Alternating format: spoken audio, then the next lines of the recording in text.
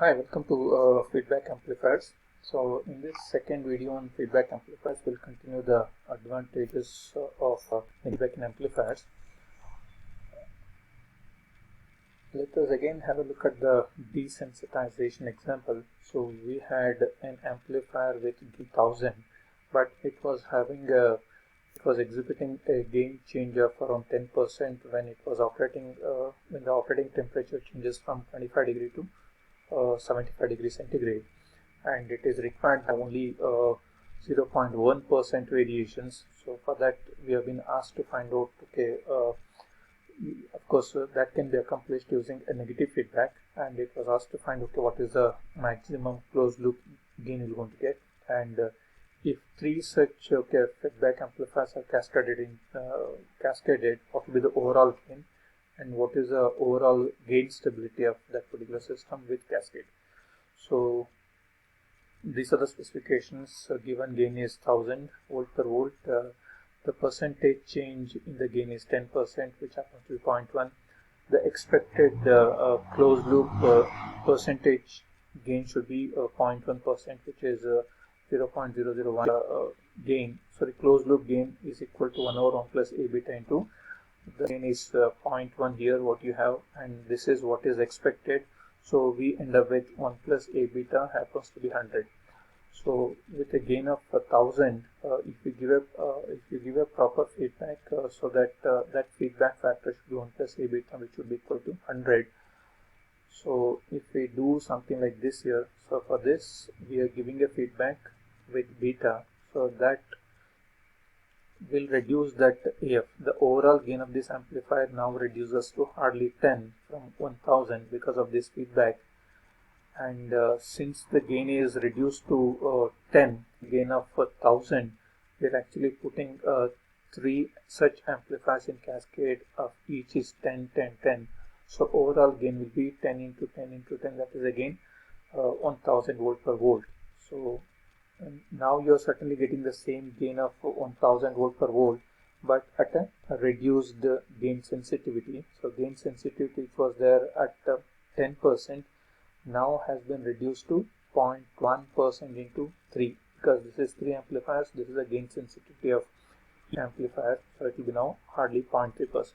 So this way, by providing negative feedback, we can reduce the sensitivity of the gain of that amplifier. So it is not that much sensitive, it is sensitive by only 0.3% from actually 10%. So this bandwidth extension, so we know that, okay, this is an amplifier with a mid-band gain of AM. So the transfer function with the position of the pole as this is the bandwidth, it is 1 plus S by omega h, where omega h happens to be the cutoff frequency of the pole, which happens to be there. Here you can see we are not worried about what is the position of this pole here, because this is not of that much important. We are looking at the bandwidth. So bandwidth happens to be the highest frequency over here. So this is what is S by omega h. So this is at omega h. This is the frequency response of a operational amplifier having a DC gain of AM, and this is what you can see. This is the 3 dB bandwidth. So this is omega h. This is a higher cutoff frequency before feedback. So this is also called as bandwidth. Now, for that amplifier having a open loop gain of AM, you provide a feedback, negative feedback with feedback factor as beta. So this is the overall transfer function of this closed loop system, which is AF is given by A by 1 plus A beta.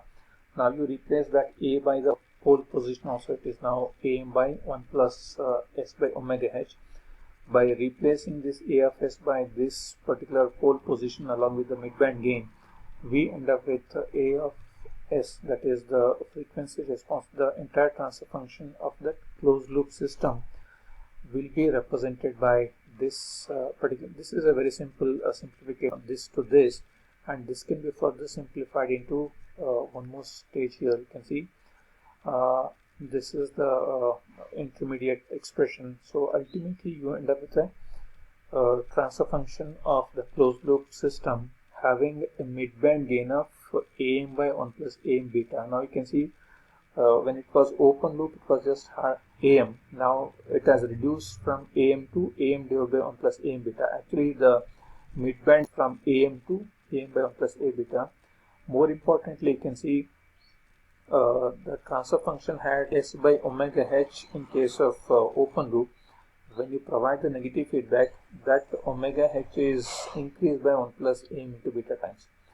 So what I mean to say is this was the earlier gain was omega h, earlier bandwidth was omega h. Now the present bandwidth after giving the negative feedback, which is omega hf, is multiplied by 1 plus AM beta. So actually the bandwidth has increased from omega h to omega h multiplied by 1 plus AM beta. Again, this is at the cost of reduction of the midband gain. Midband gain without feedback was AM. Now it has reduced to AM by 1 plus AM beta. So this way we can able to say that the bandwidth of the amplifier with negative feedback will going to certainly improve. So that improvement is at the cost of gain. By how much gain the gain reduces, by the same amount the bandwidth also increases. This is exactly what we saw in the earlier case also. This is the overall transfer function with the pole position at omega hf. Now you can see this is omega h without feedback. Now after providing feedback, this omega h becomes omega hf. But you can see AM was the open loop gain without feedback. Now it has reduced to AMF. So this is AMF. Now it is reduced by AM by 1 plus AM beta. This is increased by the same quantity. So that's what the bandwidth product will always remain constant. By what amount this AM reduces, by the same amount omega h will increase. So increment and decrement of both are by the same amount. So the product remains always the same. So this is also true for amplifiers, not only for having DC gain. This is also possible which has got a lower lower cutoff frequency also. But one thing to observe is that this omega h will be increased by 1 plus A beta times, whereas omega L, the lower cutoff frequency, will be reduced by the same amount. You can see it is omega LF, which is reduced from omega L. So by an omega, the gain reduces, bandwidth over here it increases, but here it is reduction. But even the reduction of omega LF will actually increase the bandwidth of the amplifier. So that's how this amplifier with feedback will actually assist to increase the gain of the amplifier, again at the cost of the gain. Let us see one such example. So this is an amplifier with a gain of 10 power 4. This A is 10 power 4, and it has got of course a uniform minus 6 dB roll-off, means it's a first order system. So it has got a 3 dB frequency of 100 Hz, meaning omega h of or FH, the higher cutoff frequency of this amplifier with a gain of 10,000, that is 10 power 4 is hardly 100. Now there is a feedback given from output to input here. This is a negative feedback using this R1, R2.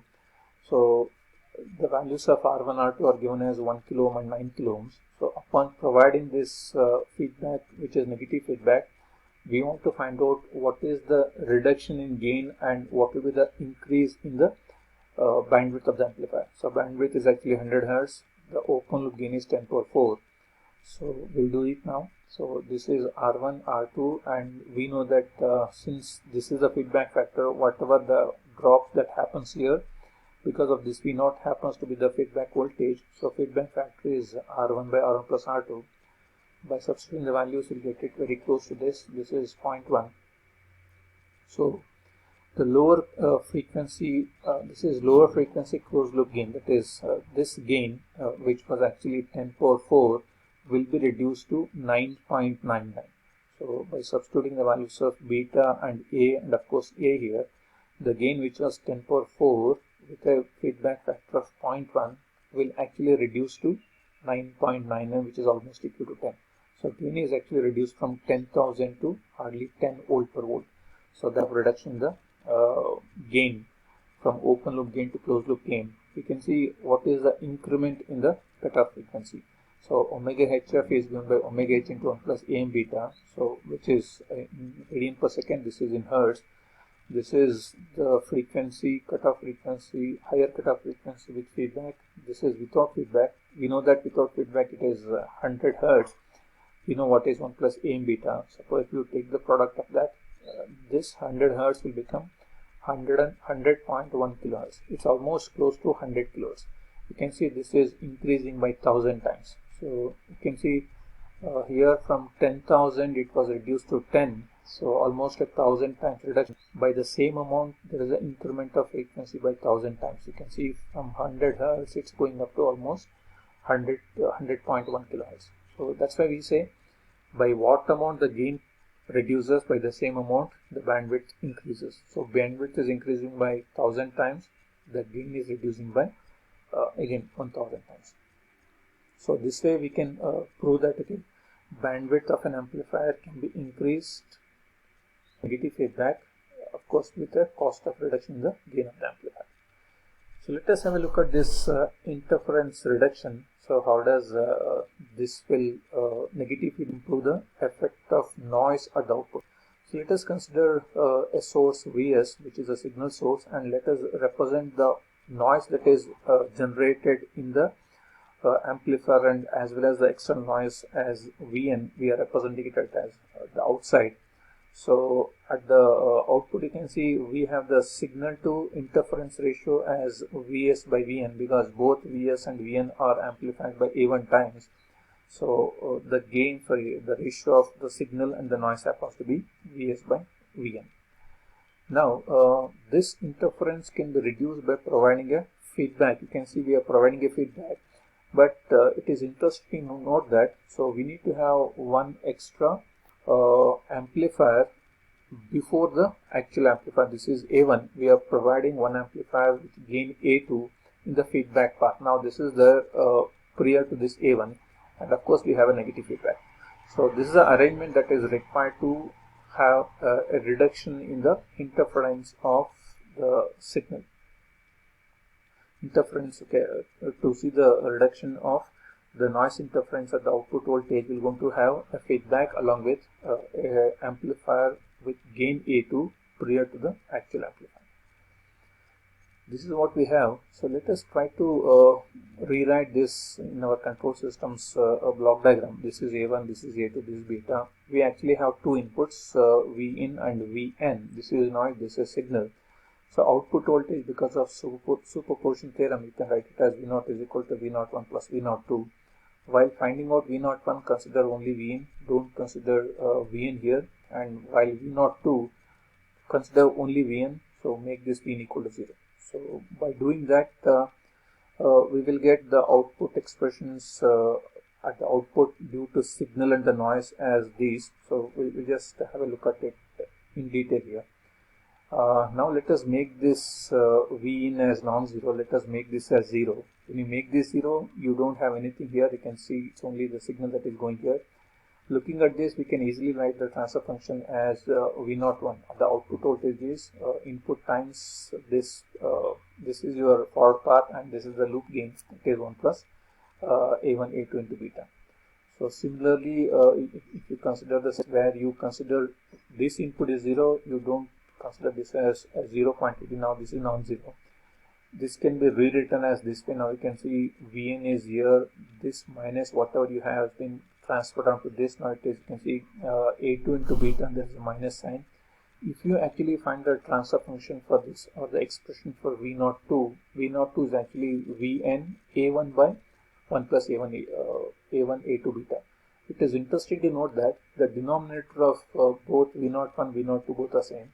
See, this is V01, V02 both are same here, but only the numerator here it is actually the signal is amplified by A1, A2 times, whereas the noise is not amplified by A2. So noise is only present here. So noise is amplified by only A1 times. It is natural that when you have a signal more than the noise, so signal to noise ratio will be more.